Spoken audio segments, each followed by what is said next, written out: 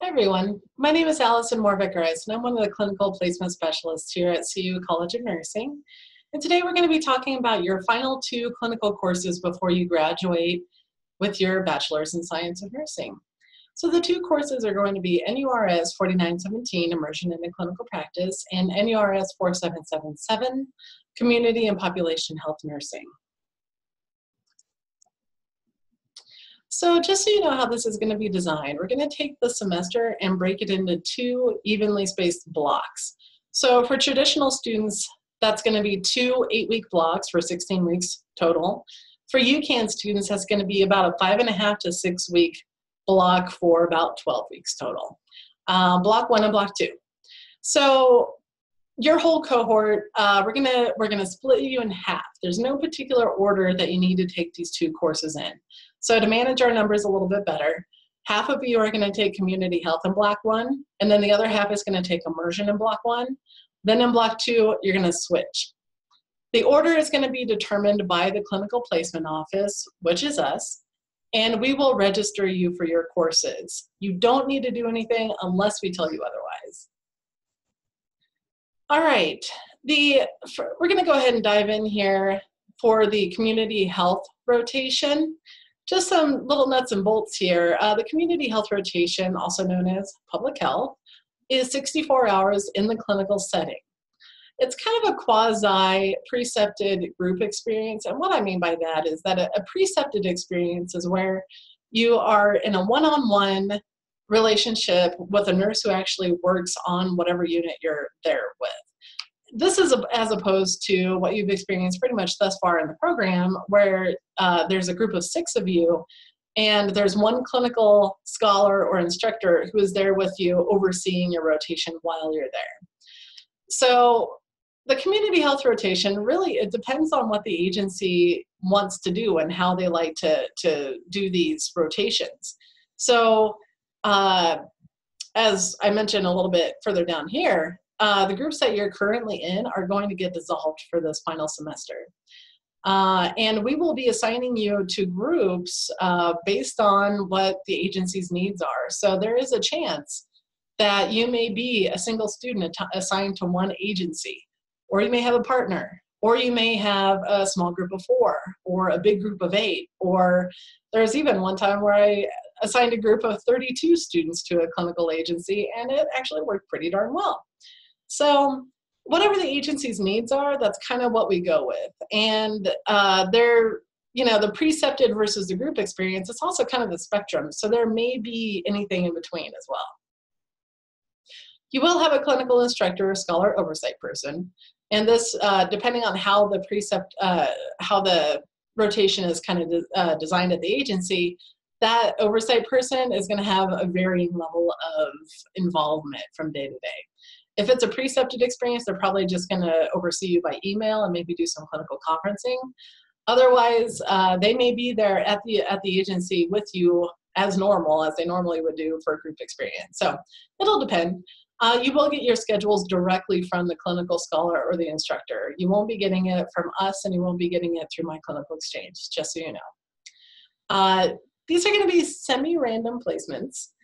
In the past, I have done these placements as random. I've also gotten survey feedback on what students' interests are, and that never really was terribly successful. Now I'm going to bring it back a little bit with a new design, and we'll get into that when we talk about the survey for immersion, but it's going to be kind of loose. So we'll see. We'll see how this works. The shifts for your clinical rotation are typically during the day, 8-hour shifts on the weekdays. Sometimes there will be weekend shifts depending on what the agency needs you for. So that will be something that they communicate with you directly.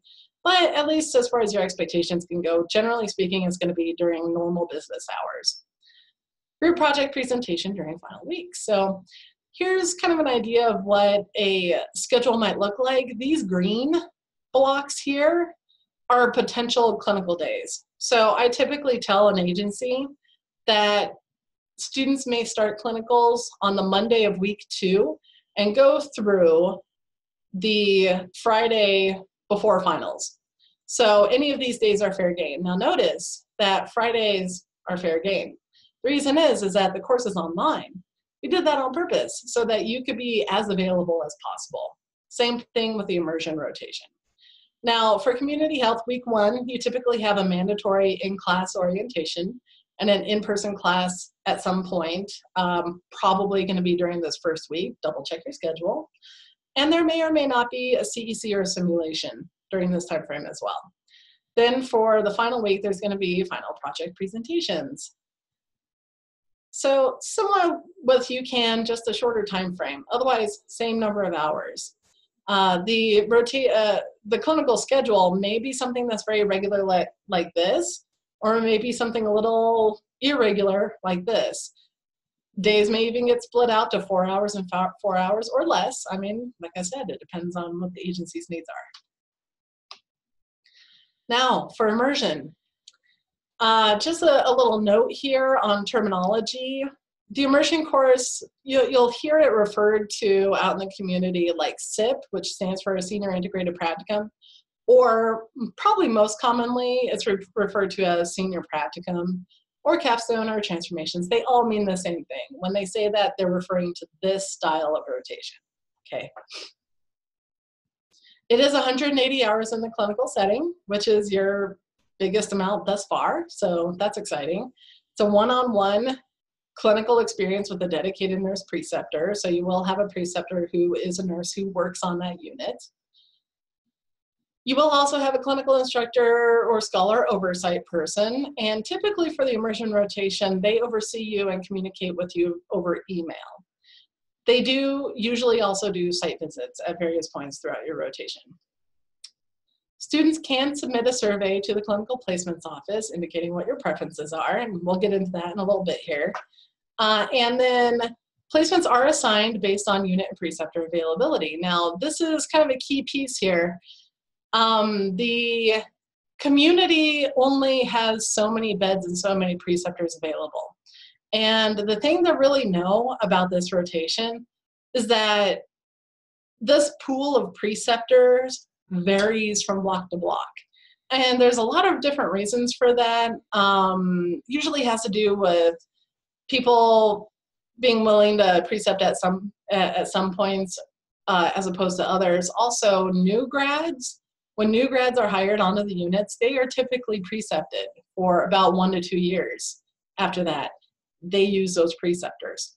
So also, there's more than one College of Nursing here in the Denver metro area. We're all competing for the same pool of preceptors. It's a limited resource. That's number one thing to understand about this rotation. Okay, shifts may be days, nights, weekends, and holidays, or anything else you can possibly imagine. And I'm not kidding. Chances of getting a night shift on this rotation are very high, especially if you're going to be requesting something like critical care, labor and delivery, or something along those lines. Be mentally prepared for that now. All right, here's a sample immersion schedule for traditional students.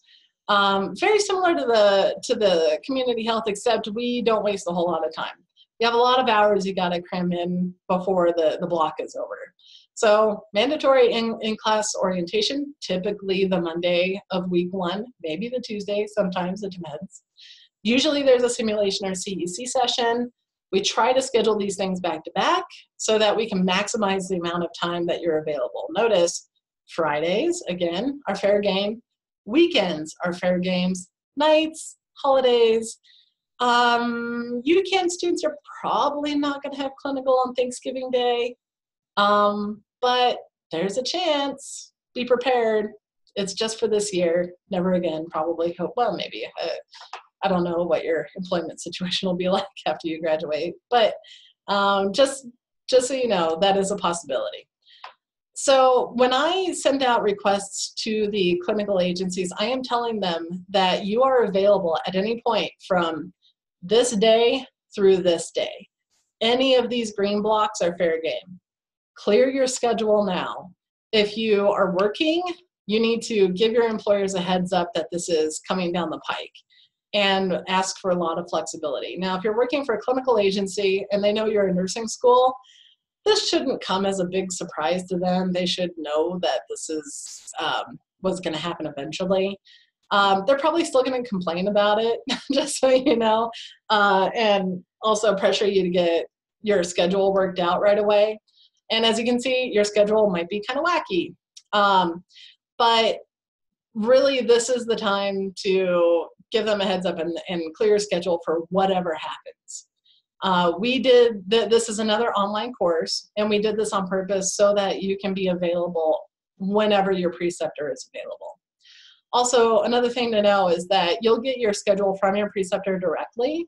I don't really want to know what your schedule is going to be. I can only take so much brain damage in this course.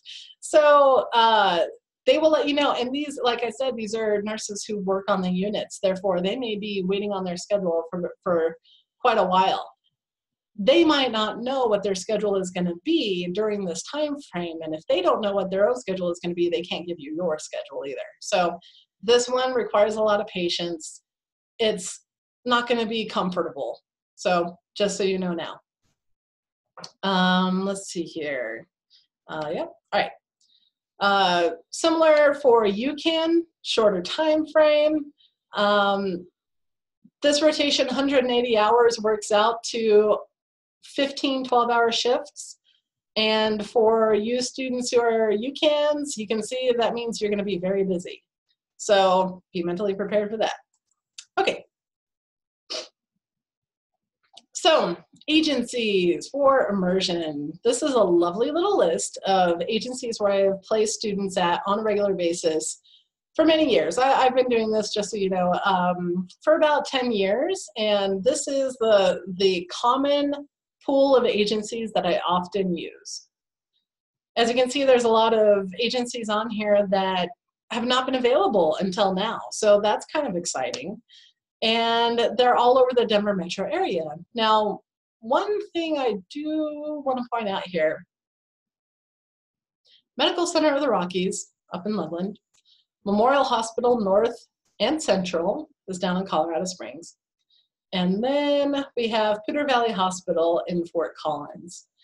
These agencies are part of the UC Health system, which means we're going to use them. Now, obviously, when you submit your survey, I'm going to take that survey and I'm going to prioritize sending students to those locations who actually want to go.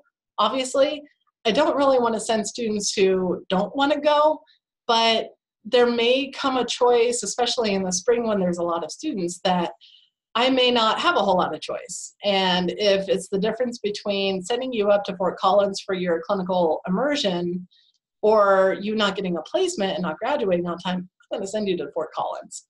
If it's really a hardship for you, there may be some housing available, and we can certainly talk about that. All right. So pause the screen if you want to take a good look at it. There's a lot here, and it's good. All right, now the type of units for immersion. This list is not exhaustive. This is the stuff I could think of off the top of my head. And as you can see, there's a lot here. But I kind of break them up into categories here. So critical care is an adult ICU, emergency department, NICU, PACU, OR. There is an essay required if you request these, and we'll get into that here in a minute. But there's also high acuity med-surg units. There's regular med-surg units, which the variety in this little category is very nice as well. We have our specialties here, and you'll see this little asterisk is for peds, and I'll talk about that here in a moment. And then there's our little miscellaneous category here, which is the only word I could use to describe these, because there's so much variety here. You do outpatient, ambulatory, jail, hospice, day surgery, childhood diabetes. I mean, you get the idea. There's lots of really cool things here. So this, I honestly, is, in my opinion, the beauty of the immersion rotation. And this is why students are going to have a wide variety of experiences. And that's really pretty cool. Also over here is rural. And I'm not going to send students rurally unless they specifically tell me they want to go, aside from Fort Collins and Colorado Springs. okay? In my opinion, rural is defined as anywhere outside of the Denver metro area, Fort Collins, Loveland, Colorado Springs. So, but it does still need to be within the boundaries of Colorado. So I often send students to places like Durango or Valley View Hospital in Colorado Springs. They always seem to be mountain towns. I think people like to go ski, which is totally cool.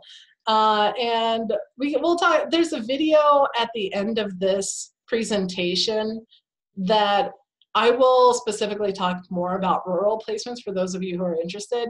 Everyone else, I will be sure to let you know when you can end the video and go do something else. All right, the survey. Students provide input on the unit and agency preferences via an electronic survey. There is a link that's in the email that I sent you. It's the same email that you connected to this video here. Now, there's a big disclaimer here. The purpose of the survey is to collect your preferences. It does not guarantee that you'll receive your preferred placement. And I want to be absolutely 100% crystal clear on this. This is not a contract. This is a guide for the placement office to make good matches with what happens to be available out in the community.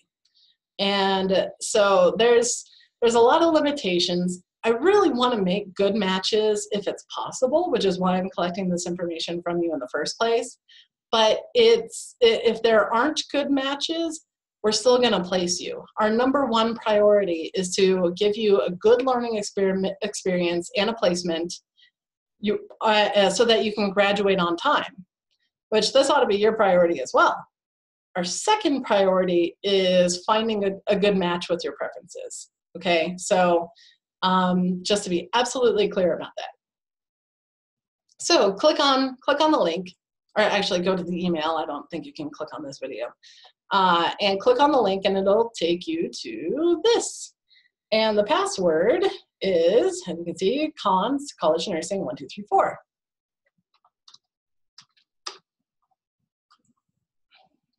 All right, so this is pretty straightforward, I think. Again, there's a little disclaimer here.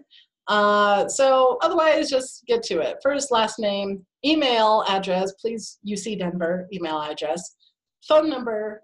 There are some times when I am going to call you and talk about your placement. Typically, it's when I'm struggling to find something that's going to be a good match with your preferences. Though not always. Sometimes I get interesting opportunities that come across my desk, and you might be a good fit for it, but it's something a little odd, and I'm going to double check with you before I say yes. So I may be calling you. Please put something where I can actually reach you. I will leave a voicemail if you don't answer, so that's okay. Do you speak Spanish? Yes or no? This doesn't come up too often, but there have been instances in the past where Spanish speakers may have a little bit more opportunity than English speakers because some agency has something in particular that they want a Spanish speaker for. So by this I mean like conversational Spanish, although a little bit of medical Spanish would certainly be helpful. So if you say yes, then that may open up a door for you. If not, don't worry about it. Okay, immersion. Are you requesting an immersion placement with your employer? Yes or no? Now this is actually a very important question, and it does impact quite a bit when it comes to sending out the request for your placements. If you say yes, if you're employed at a clinical agency and don't really care about anything else at the moment, you will click yes, and you will tell me your agency name, your supervisor's name, and your units. And you know, if you don't want to be placed at your employer, that's okay too. Just, you know, when you go down to rank ordering your agencies down here, you'll specify, and I can tell if it's not exactly your first choice or if you don't actually want to do it. But this is important information for a variety of reasons. Some agencies do give their employees preference, and they may provide opportunities to their employees that are not available to other students. So that may be helpful to you. On the other hand, there are some agencies that actually prefer their employees to go elsewhere, and that's really UCH. And their philosophy when it comes to this is that they want their employees to go out into the community, learn new things, and bring the best practices home. So it's kind of their operating philosophy, and I see some wisdom in that. But so that's kind of their prerogative. And just so you know, that if you're employed at UCH, they may ask me to send you somewhere else. Okay, it doesn't preclude you from going to UCH though, so it is still possible. So the other thing is that now UCH does have a rule that if you're employed on a critical care unit, they will not place you for your practicum on a critical care unit as well. For their nurse residency program, either work experience or a practicum in critical care makes you eligible. So if you already have the work experience, then they want to open up this opportunity to other students to get that experience as well. So you're not liable to get a critical care placement at UCH if you already work on a critical care unit. So just a heads up, and yes, they do double check this before they hand out placements. Otherwise, other agencies do the exact opposite. And they will not even consider you for a critical care placement unless you have critical care experience. So that's why this information is really important. All right. Are you interested in being placed on a rural location for immersion? Yes or no? If you click on yes, then just type in some ideas here. And I don't think there's a big character limit. You can put in, like a city or a specific agency, whatever. Or you can also come talk to me. I always have my ear on the ground for interesting opportunities. So if there's something out there rurally and you just want to chat about what's also been successful in the past, I'm more than happy to do that. So then down here, please rank order your top 5 preferred agencies. So I kind of went all out here on the drop-down list. I hope it doesn't make your eyes bleed too much. But yeah, so up here at the top, we have the systems, the 4 main systems that are in the Colorado area. Now, if you want one of these, like any Health One hospital, I mean, that's fine. I'll just kind of look around at all the various Health One hospitals. But they're also listed here individually as well, like North Suburban Medical Center is a Health One hospital. So you don't have to do the system thing if you don't want to, but sometimes students really just want to be somewhere within the system. So you can do that. This list is not exhaustive. So if there is an agency on here that isn't listed, you can hit other and see comments. And down here, there's a big comment box. And that's where you can specify what the agency is that you have in mind. I am definitely willing to entertain new ideas because I operate under the philosophy that if we can get one student into an agency, we might be able to get more students into the agency in the future. So I'm definitely willing to see if that's a possibility.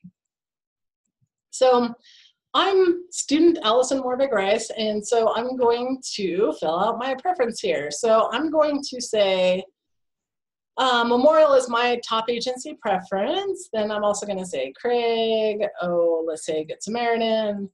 Kaiser looks interesting, and Medical Center of Aurora. So top order, top, second choice, third choice, fourth choice, fifth choice. And that's pretty self-explanatory, I think. So then down here, rank order your unit preferences. So I kind of did the categories here. So if you look at this, you'll see that critical care has a little thing, essay required. I'll talk about that here in a second. But then otherwise, just kind of go through high acuity med surg, let's say regular med surg, will be the choice. I also really like public health, and then outpatient and ambulatory. That sounds interesting. And yeah, so critical care. Now, This particular area of nursing has a lot of consternation surrounding it. Agencies there are a fair number of agencies that don't really feel like brand new students are suitable for a critical care placement. And so they're usually pretty hesitant to put students on critical care. Now, that's not all agencies. There are a fair number of agencies who also are willing to entertain a critical care placement, but they have requirements. And this little essay, which is nothing too traumatic, I don't think, one pager or less, and attach it here. And this essay, if I request a critical care placement for you, I will usually send your essay out with the request. And so it will be looked at by the agencies. And there's a little essay prompt here: what makes you an outstanding student candidate for critical care or ED practicum clinical placements? So what are they looking for here? Well, first of all, whether or not it actually is an essay, format, and good punctuation and all that, and spelling. So be sure to do that piece at least. But also just generally professionalism is what I hear from the agencies. Other than that, I'm not entirely sure. I mean, maybe if you have some previous work experience or life experience, that makes you a good choice for a critical care placement. But that's not necessarily a requirement. I've placed plenty of students who have no critical care experience as well into critical care units. I think generally what they're looking for is your tone and your attitude and what your expectations are. And there's no like formula that I'm aware of to guarantee a critical care placement here. These units usually have their own cultures, and they're looking for a good fit. And they're looking to make sure that your expectations are in line with what they have to offer, and they offer different things. So just, do your best is my recommendation. And if you aren't sure if critical care is your cup of tea, then I highly, highly, highly, highly, highly recommend that you go out there and research it and make sure that you're positive that you want to do critical care before you go down this route. There's a lot of reasons for it. I've had students over the years who have asked for critical care placement, not even really knowing what it was. That I guess it's like a glamorous thing that, overachievers assume they need to be doing, I guess. But that can set you up for failure. I've had a student who thought that it was a good place to practice skills, and it is not a good place to practice skills. You ought to be pretty confident on what your skills are before you even go in. I've also had a student who put it down who didn't really think she would get it, and she got it, and she wasn't prepared for it, and she ended up failing the course. So don't do that. Be careful of what you ask for. You might just get it. And also, I do recommend being kind of courteous to your peers about this one, because there are some students who entered into the nursing program with the dream and all the intention in the world of becoming a critical care nurse. That's the only reason why they're here. And if you're kind of on the fence about whether or not you want critical care, you may just say, no, I'm not going to do that, so that these students have more of an option, at least a slightly better chance of getting it, because they're not competing against you for these placements. Because me, I don't care. I'm not going to second guess why you want critical care. If you list it, then I'm going to try and make it happen. And if there's not enough placements, and you, the student who's kind of on the fence about it, gets the placement, and the student who really, really wanted it doesn't, then that's a bummer, So think about it pretty hard. There's a lot of misconceptions, I think, about what critical care actually is. It seems glamorous. It seems like the thing to do. And I've talked to nurses who have been critical care nurses for quite a long time, and they're like, man, I fell for it when I was in nursing school. I fell for the hype, and I kind of regret it. I wish I had gone and done something else. So know what you're getting yourself into. That's just my recommendation. Now, same thing with peds. Peds is another one of these areas that students are super interested in, and it's highly competitive, and there's not very many placements in it. And what's worse is that Children's Hospital of Colorado is really by far the best placements for a peds rotation, and they take the most students in peds, which makes sense given that they're Children's Hospital of Colorado. Now, the thing to know is that there's really not a whole lot of options elsewhere for peds, an inpatient peds experience. And the reason is because a lot of hospitals transfer their peds patients to children's. So their census is very hit or miss. There are a couple exceptions to that. Presbyterian St. Luke's has the Rocky Mountain Hospital for Children, which is pretty solid. Denver Health also has a solid peds unit. I've placed up at Poudre Valley on their peds unit, and down at Memorial, also like in their PICU I placed. I haven't placed on regular peds, but I think they do place students there. So some things to consider. I imagine it's because they're far enough away that transferring to children's is not as much of an option for them. So that's something to consider. Down at Memorial as well, it is considered children's, but it's still Memorial. I'm not sure how that works. Agencies do weird things sometimes. So something to consider. There's also a lot of outpatient peds experiences that are really interesting, or community health peds, such as the Barbara Davis Center for Childhood Diabetes.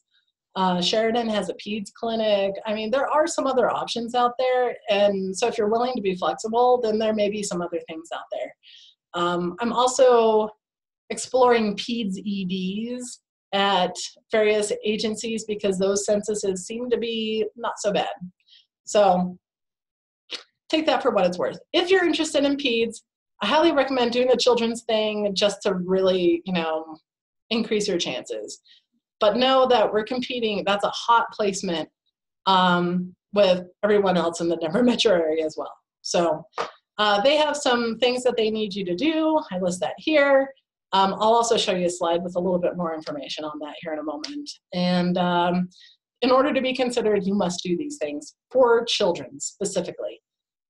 All the other units that are on these, you don't have to do anything extra, so don't worry about it. Now, incidentally, if there was anything on that slide that just really jumped out at you, like say jail, that you really want to go to jail, then what I would like you to do is down here in the comments section, say something like, I really want to go to jail. And I need at least 15 exclamation marks. Okay, all right, that's probably good. So say that in the comment section.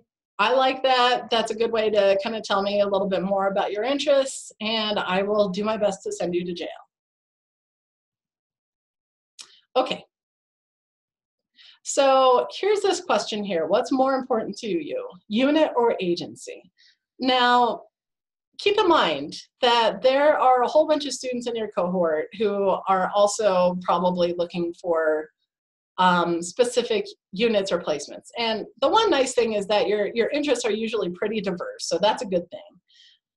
It does tend to kind of coalesce around critical care, peds, and OB seem to be the hot ticket items. And so I usually never have enough placements for those three areas.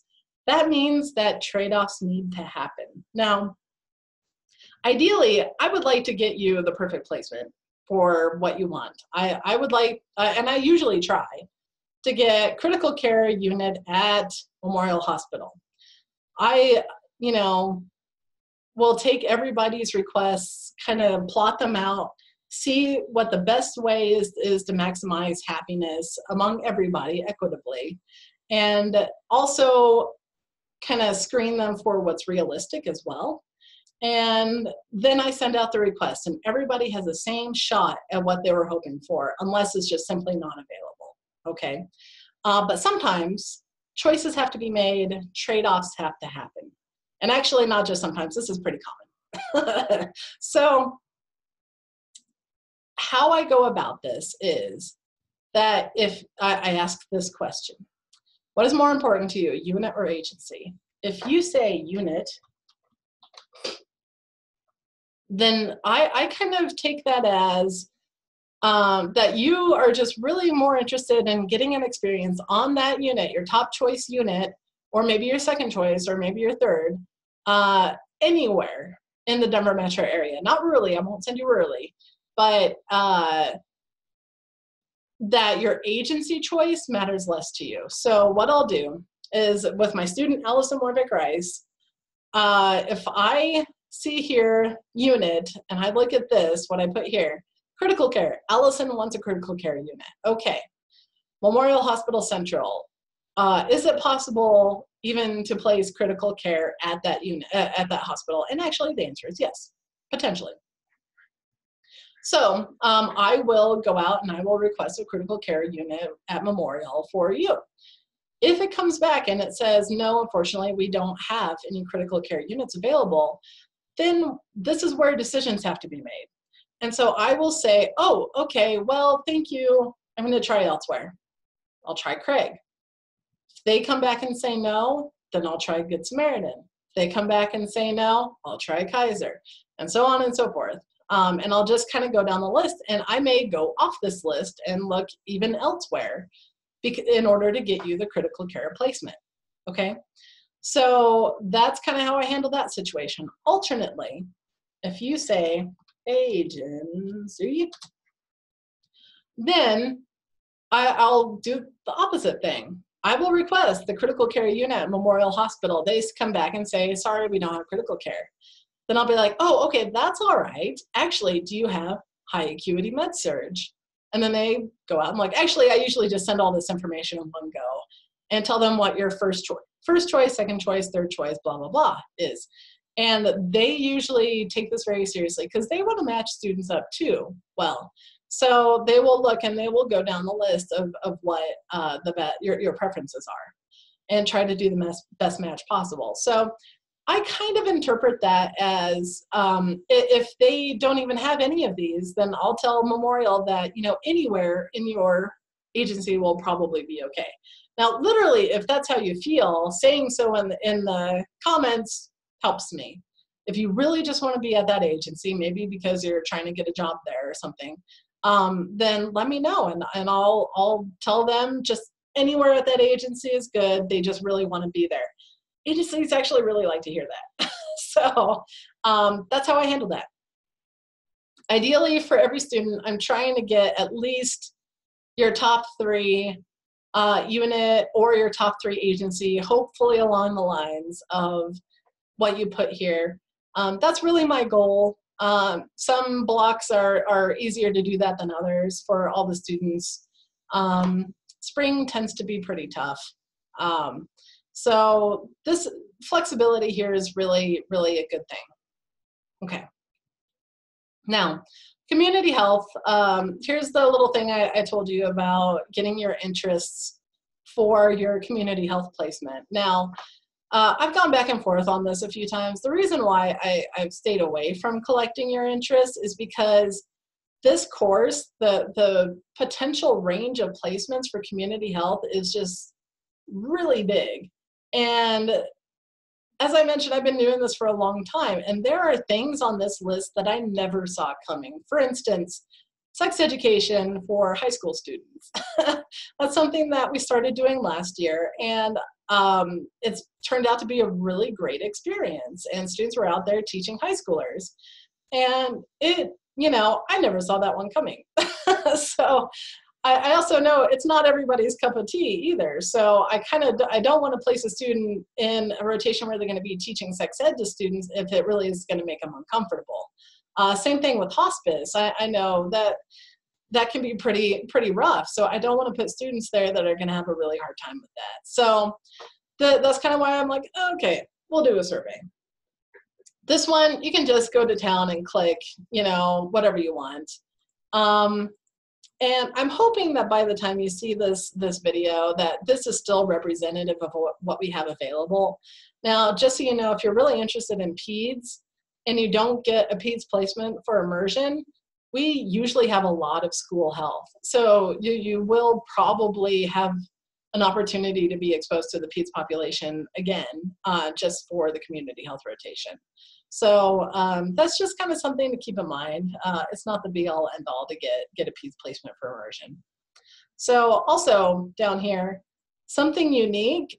This is my little caveat for students who are willing to let me do something strange with their clinical placement.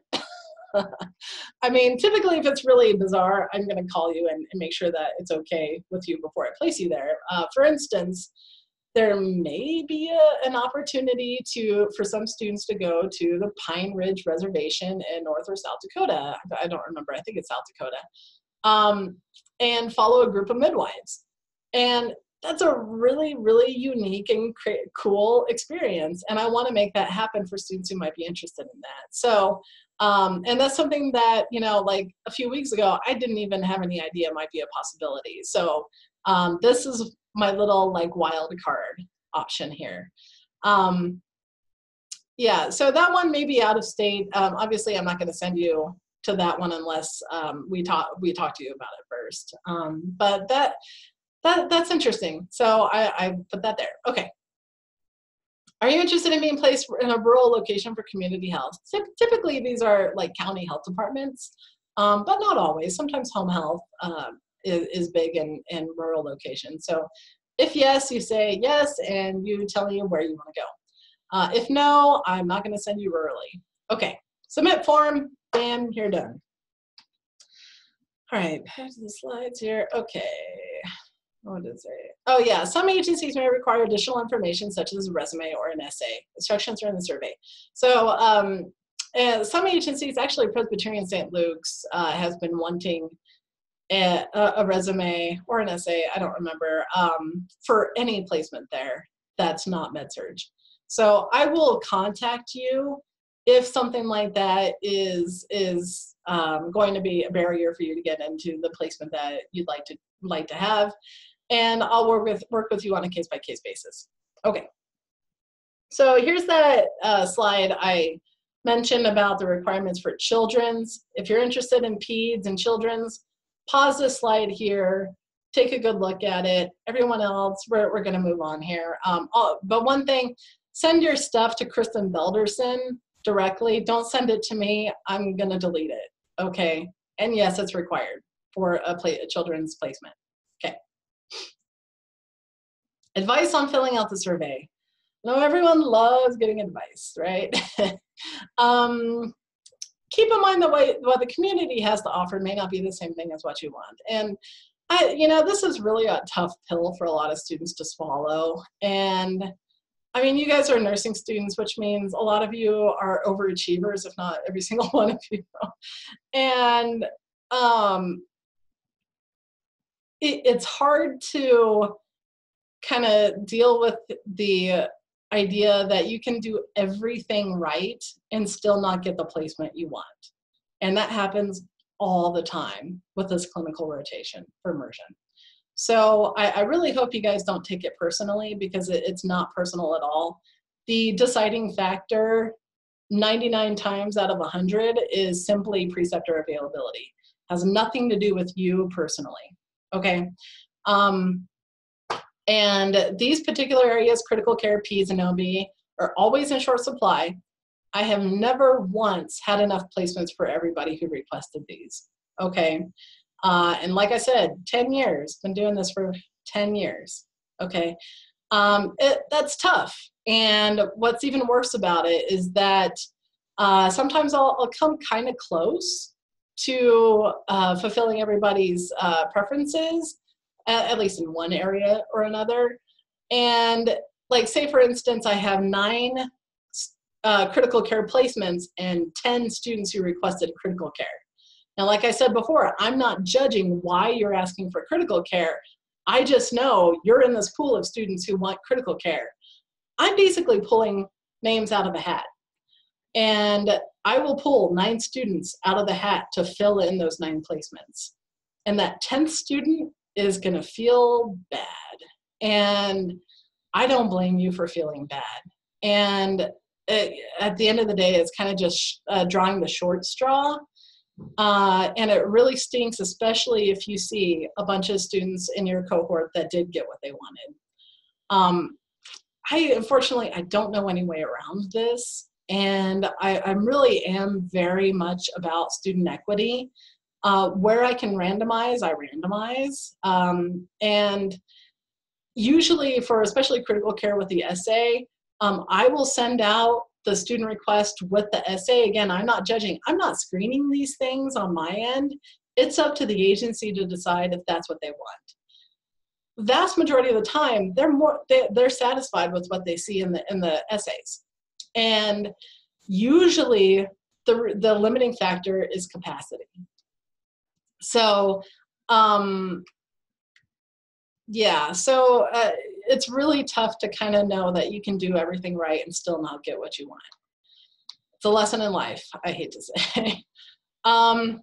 Now, being too limited will probably lead to your disappointment. And what I mean by this is in the survey, if you do something like fill out all this and put Children's Hospital Colorado down for every single one of these, first of all, don't do this. This is not helpful for me, and also it's kind of silly. And if you do this, and then go down here and do peds, I mean, you get the idea. If you fill out all these with the same thing, and then go down here to the comments and say,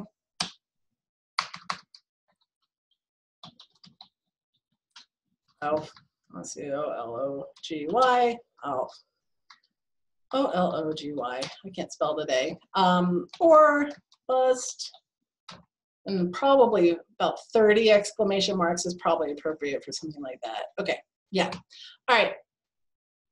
So if you do this, and you do the same like response on all of these, okay, I will try to get you into peds oncology at Children's, which is the only unit that I'm aware of that is a peds oncology unit in the Denver metro area.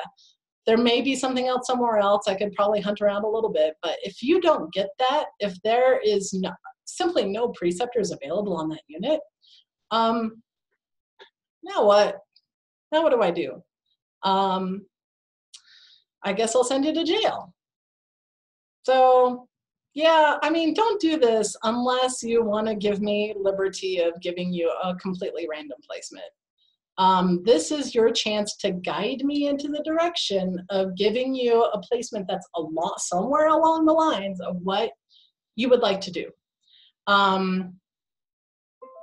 That's really kind of, yeah, you're gonna be disappointed if you do something as specific as like this. And there's some techniques. I think you could probably start off with your number one choices as being very specific, and then kind of branch out and generalize from there. So that's probably a good tactic. Otherwise, if you're this limited, you're gonna be disappointed, and there's really not a whole lot I can do. All right. If you don't get your first choice, what else would you enjoy? There's a lot out there. I recommend going online and taking a look around at various options for BSN prepared nurses. There's more stuff out there than I can even put on the slide up above. This one. Like for instance, I think I just put a student on palliative care. I didn't think that was an option for BSN students, but for wound care, apparently it is. At least there's one preceptor willing to take BSN students. So I'm willing to entertain other ideas, and you should too. All right.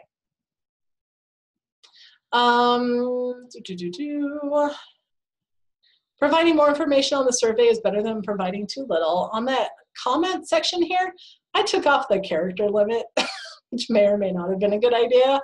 So if you really want to go to town and write me a novel, please at least make it interesting, because I probably will read the whole thing. Good things to put here would be work experience you may have. Your specific units that really kind of jumped out to you on that other slide. If you really want to stay near your house, let me know where, generally speaking, you live, so I can do that, and that's really important to you. If you have a disability accommodation, this is really a good place for you to tell me this, so I make sure I don't accidentally place you somewhere that will not be good for your disability.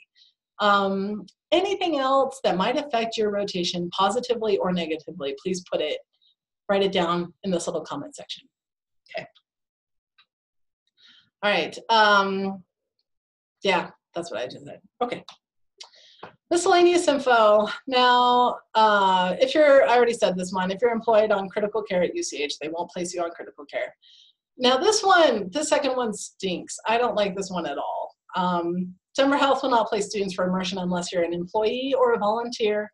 Volunteers are given priority based on the number of hours completed, minimum 60, before putting the request into Denver Health.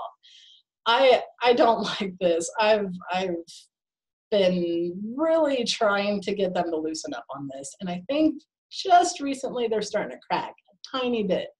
So if you don't meet this criteria and you want to go to Denver Health, tell me in the comment section you don't meet this criteria, but you still want to go to Denver Health, and I will try.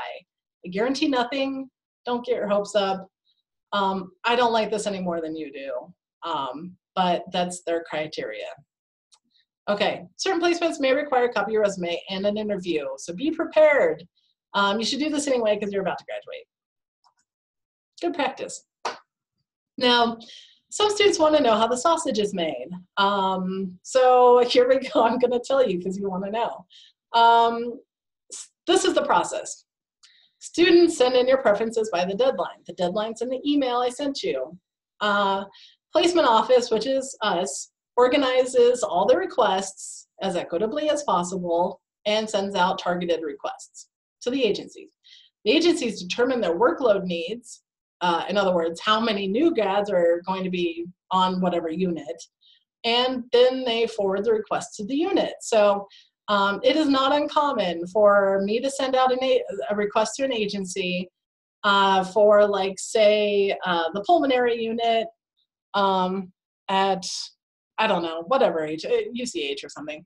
And then UCH comes back and says, oh, shoot, darn, we're about to hire about 7 new grads on the pulmonary unit.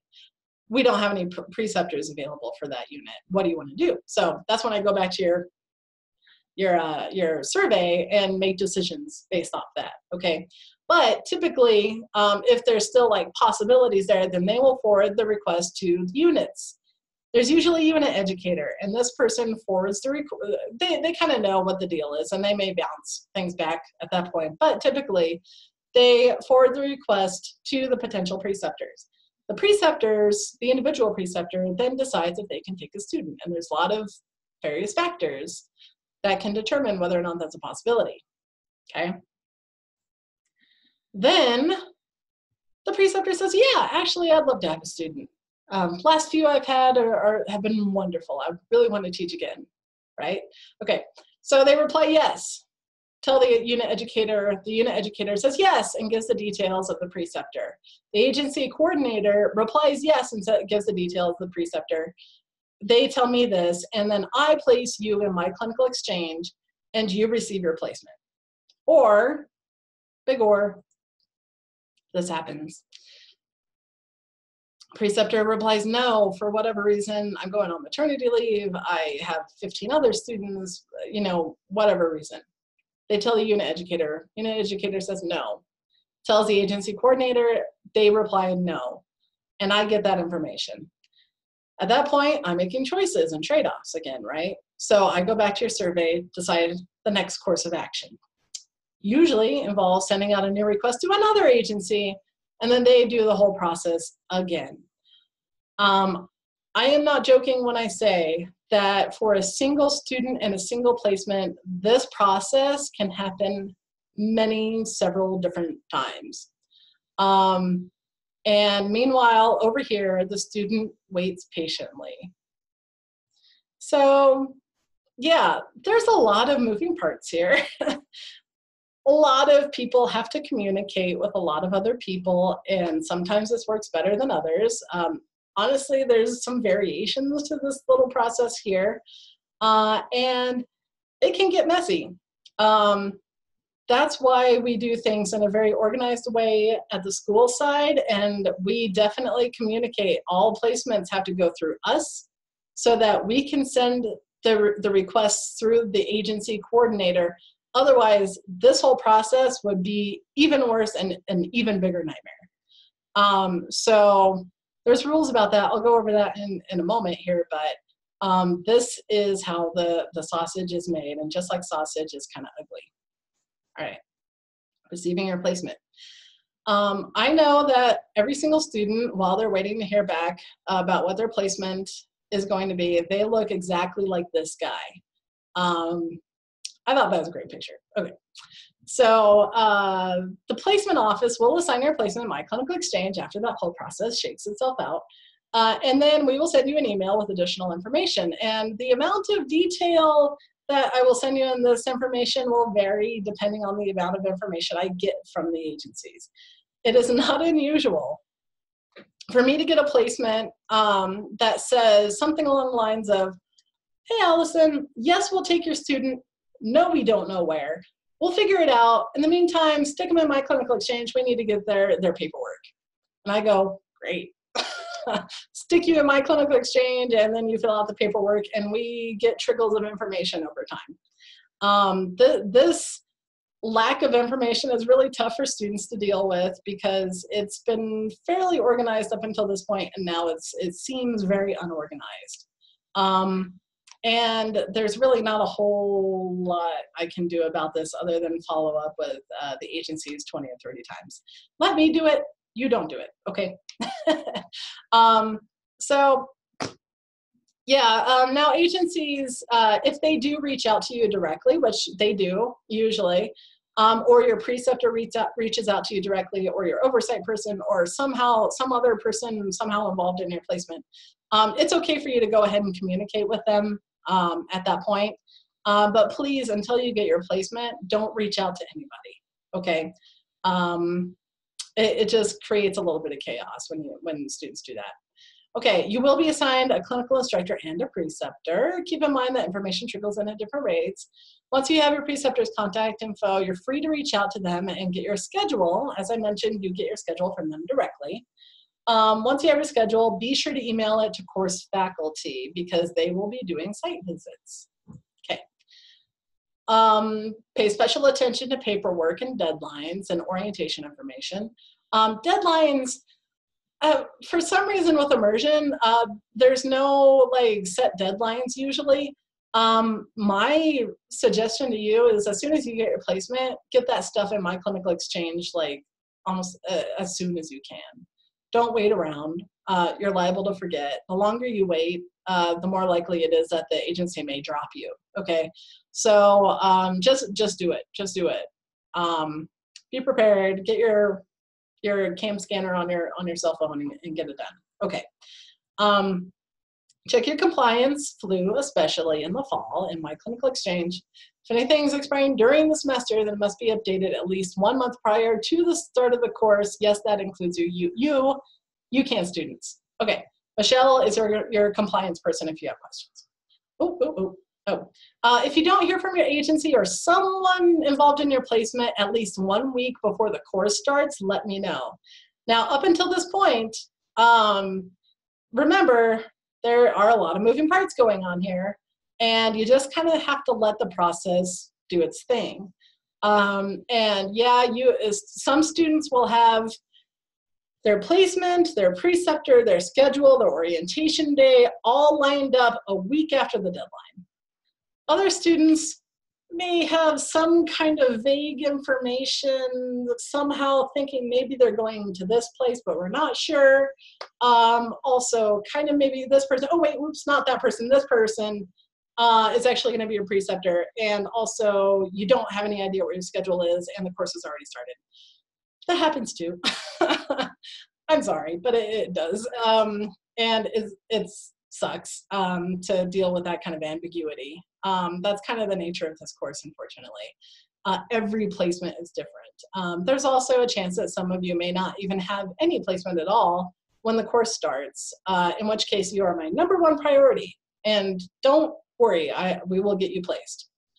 But the time to start worrying, if you haven't heard anything, because sometimes I assign you a My Clinical Exchange, and usually the agency reaches out to you directly. If that doesn't happen, I don't know it necessarily. They don't usually CC me on these communications. So 1 week before the course start is when you need to start worrying. Let us know if you haven't heard anything. Okay, all right. No-nos. Yeah, this is how students can cause problems for themselves. Don't solicit agencies or RNs to be your preceptor. And what we mean by soliciting is like going out and cold calling agencies, talking to the unit educators on your own behalf and approaching RNs and pressuring them to be your preceptor. Some students take it upon themselves to find their own placement. They don't trust the process, and it usually backfires on them pretty badly. There are a fair number of agencies who view this as an attempt to circumvent the system. And these are literally the words that I've heard used when students do this, and they do not take too kindly to this behavior. As I mentioned, this process is difficult enough as it is. Adding a student, kind of going around and going over here without this person knowing or me knowing, it creates chaos. They don't like it. They want you to go through the proper channels, okay? So now, and especially if you're very aggressive about it, that can really backfire you on really badly. I've had a student one time who did not get picked for children's, and she was extremely upset about it. And she went and called up her clinical scholar who was her peds instructor and said, please, please, please, please, I'm begging you, be my preceptor for my immersion. And this poor scholar was new and she didn't know any better, and she said, sure. And she went and talked to the education department about it, and they're like, no, this is against the rules. We have a process. The student did not get picked. She can't take no for an answer. That reflects very poorly on her, and we're very upset about it. And then I get a phone call like, do you know your student did this? And I get an earful, and it's not fun for anybody. I have no doubts that this student, because she didn't just do it for that scholar, she went around to several people. And I have no doubts that she got blacklisted from their new grad residency program. So you can easily shoot yourself in the foot if you do this. I highly, highly recommend not doing this. You may think you're advocating for yourself, but you can easily advocate for yourself right into a ditch. I know the placement process that we have right now, it's not a perfect system, but it's really the best system that we've got. Therefore, all requests must go through the placement office. That is us. Now, that being said, if you've already done this, don't panic. Don't panic, seriously, I'm honest, please don't panic. What you need to do now is you need to call up the person you reached out to and say, oh, whoops, I just got some new information from my school about how to submit a senior practicum request, and this wasn't the right channel. I'm so sorry. Please disregard my request, and I will be sending my request through my coordinator. That's me. And they will usually shrug and say, okay, no problem. Or you can just pretend it never happened. Agencies that are really, strict like this, they probably deleted your request anyway. Same thing with preceptors. So you can go to the preceptor and be like, oops, sorry, I didn't know, they just told me. And they'll be like, yeah, no problem. Alternately, sometimes agencies or RNs will come up to you while you're in clinical and say, hey, have you thought about doing your clinical rotation, your immersion rotation on this unit? I'd be happy to be your preceptor. Now, they're being very nice, and it's a very nice offer. The problem is they usually don't know what the workload needs are going to be for that unit with the new grads coming in. So and they don't get to make this decision usually. So what you need to do is you need to say, oh, wow, that's great. Can I get your contact information? And I will forward it on to my coordinator. She'll put the request in through the education department. So keep an eye out. That usually satisfies them. It makes everybody happy. Sometimes it does work out, but we have to send it through the proper channels. That means putting it on the survey in the comment section, and then I will send it through the education department, and it goes through that organized process. Okay. Sometimes it doesn't work out at all, though, so don't get your hopes up. Okay. Usually it's new grad's fault. Okay. Students are expected to work your preceptor schedules. Don't try to negotiate your schedule unless your preceptor specifically allows you to. Now, this one, students can also kind of stick their foot in it. Some agencies will hand you a piece of paper with your schedule. It has just enough hours for you to get done in time, and they give it to you, and that's that. Now, that means it's non-negotiable, okay? Usually this is UCH or children's.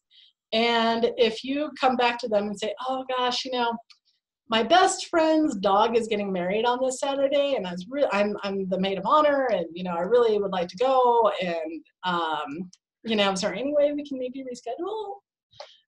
They will look at you like, man, we don't have time for this, and they will say, take it or leave it. And if you say leave it, then you lose the placement.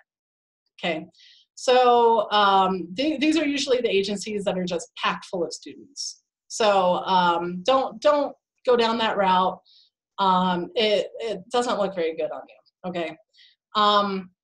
Alternately, if your preceptor works like 3 or 4 days a week and there is too many shifts for you to get all your hours in, you're 180 before the end date, and they're happy to let you pick and choose, then by all means, we don't care. Pick and choose away. But it's kind of like you have to make sure that it's okay with them first. Okay. Students are not allowed to do immersion on the same unit that they are employed on. Now, you can go to the same agency, but you're not allowed to do it on the same unit. And the reason for that is that there has been role confusion in the past where an employer will say, hey, here's a bunch of ACP things I need you to do since you're here, and go, and you end up doing that for hours and hours, and it takes time away from your learning time for the nurse role. So that usually puts students at a disadvantage. It's a school rule that we don't let you do this. It's not an agency rule, and it's really in your best interests.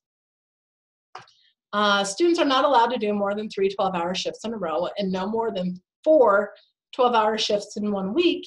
And yes, that includes your work. So if you're currently working, then you need to be really cognizant of this. This is not the time to just load up on hours. Because being overworked, frazzled, and tired is a patient safety issue. Your #1 goal for immersion is to be safe. And that is a great way, being overworked is a great way to fail the course because you're unsafe. So don't go there. This is the time where you need to clear your schedule. Your employers are not going to be happy about it, but your success in this program is honestly more important. Okay. All right, general advice. This is a little snarky, but it's true. You can never go wrong with med-surg units. And I say that after I showed you that lovely list of all the various things and wonderful, beautiful things you could possibly do for immersion. At the end of the day, this is a generalist nurse program, and most nurses go into med-surg units when they graduate and do that for a few years, and then they move on to something else. This is the typical path. Most nurses do not do their immersion in a highly specialized area and then immediately go into that when they graduate. That's actually kind of the unusual path. So I know you guys are all high achievers, and you think that in order to, you know, get like the primo placement, the primo job after graduation, that you need to go super specialized. I don't know if that's really such a wise idea. And you can talk to other nurses in the clinical setting or in the school here, and they will kind of tell you the same thing. So I just highly recommend considering doing med-surg first. Critical care, and especially these super specialized rotations, really do it if that's your life goal, if that's your what you came into nursing school to do. Otherwise, I highly recommend doing med-surg units. Having solid med-surg skills are going to serve you very, very, very well throughout the rest of your career. Okay. Now, don't listen to the rumor mill. Come to us first.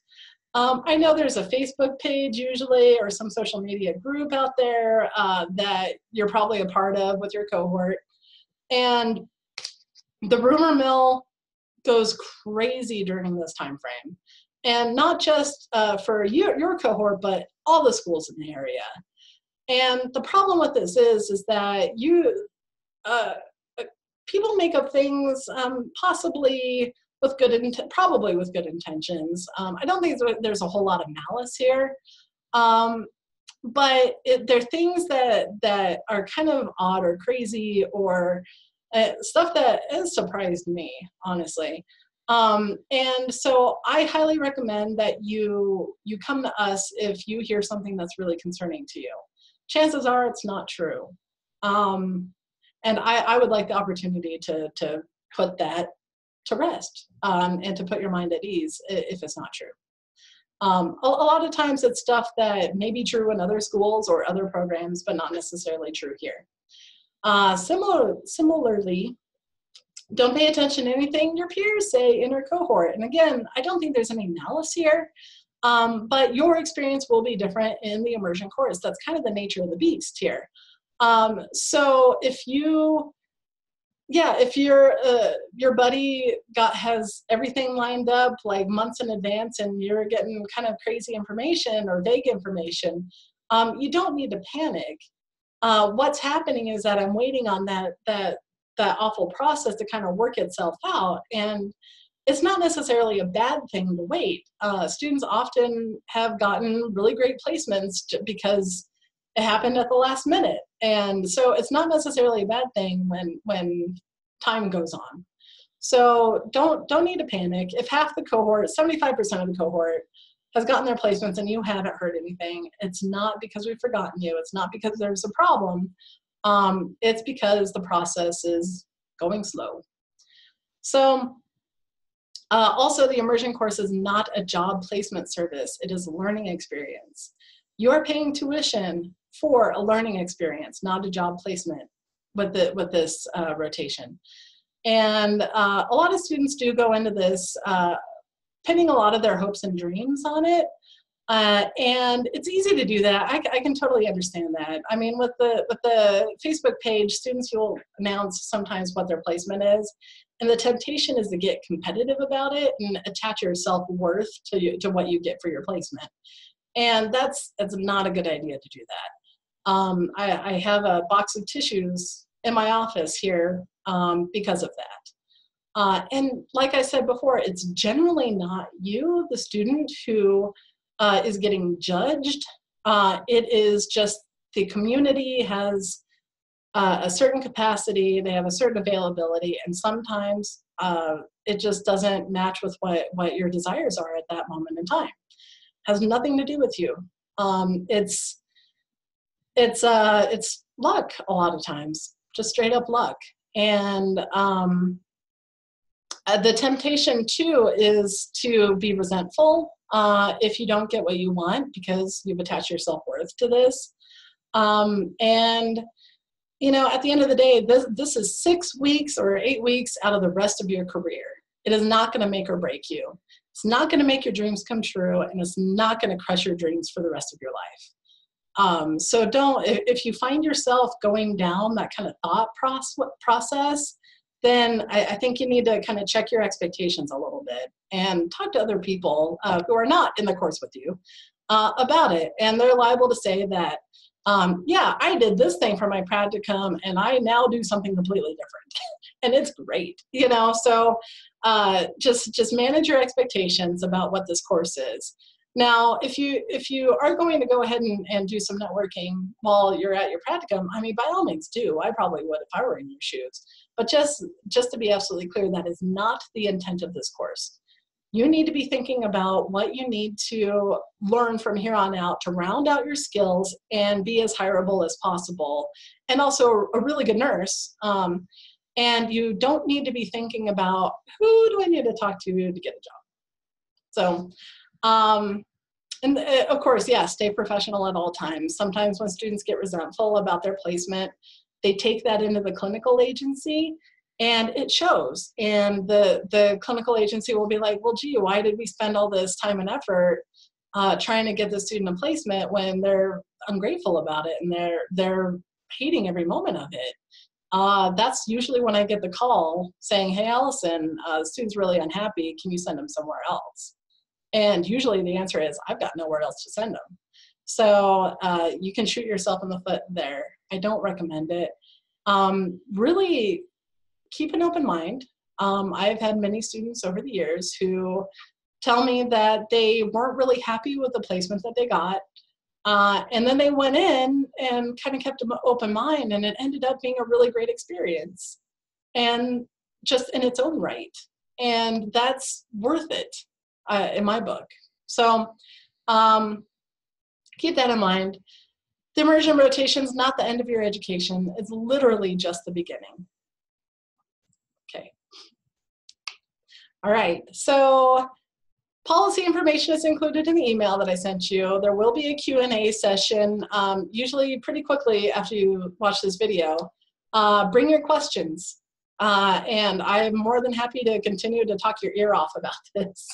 Rural presentation, keep on watching. Everybody else, thank you so much for your time and your consideration, and I look forward to seeing you at the Q&A session. All right, rural placements.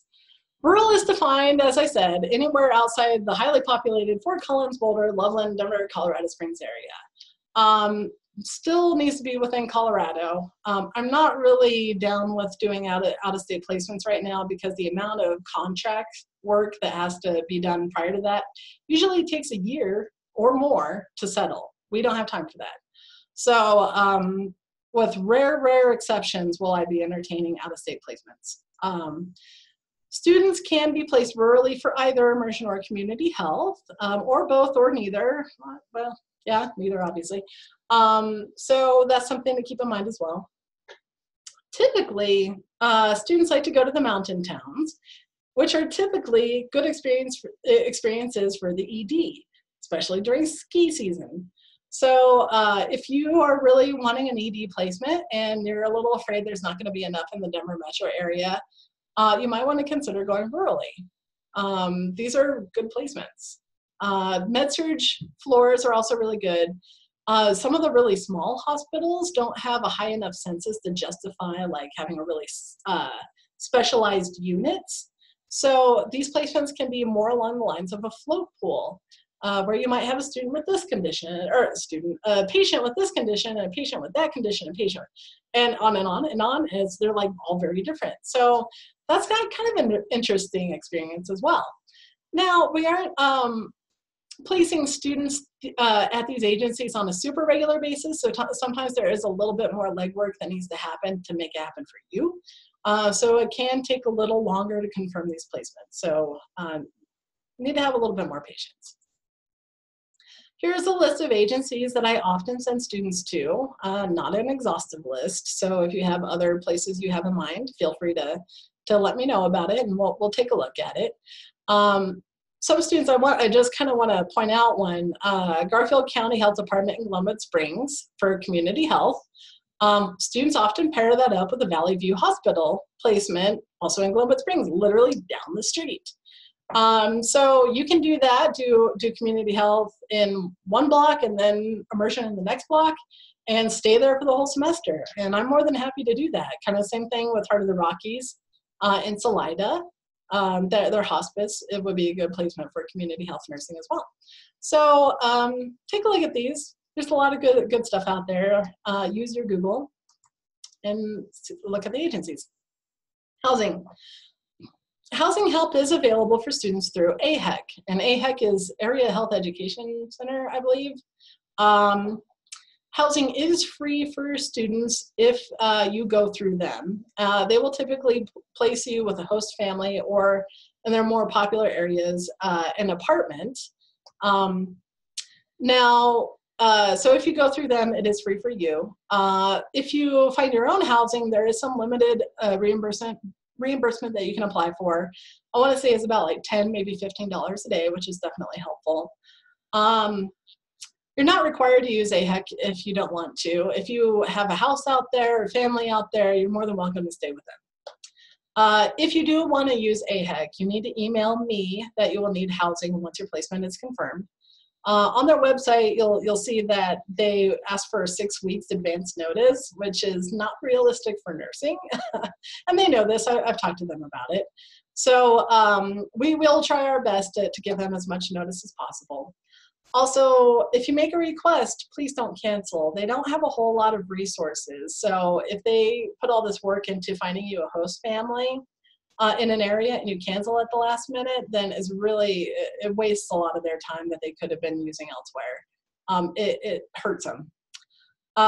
Then a coordinator from AHEC will contact you directly. They'll need to know what your travel plans are. So hopefully you know what your schedule is at this point, at least have a decent idea.